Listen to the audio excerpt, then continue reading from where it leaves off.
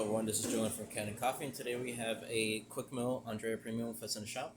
Now I came in for a few issues, but mainly doing a general tune-up on this machine and also replacing the water tank and the sensors that go to the water tank.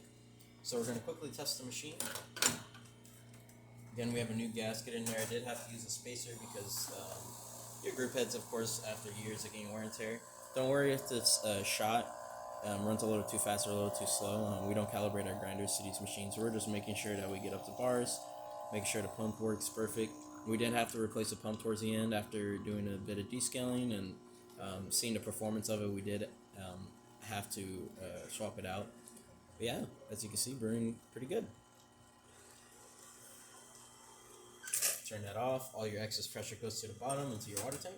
You have your shot here. I'm going to take this out. It's your puck. Rinse the group head. Now we're just going to quickly steam. Really good steam ones on these machines. You have quite a big boiler in these older Quickmills. And so yeah, really good. And then lastly, just into the tray, we're going to test hot water. Yeah. That's about it for this repair. If you like this video or any of our other repairs on our channel, leave a like, subscribe, hit the bell. Thanks for watching.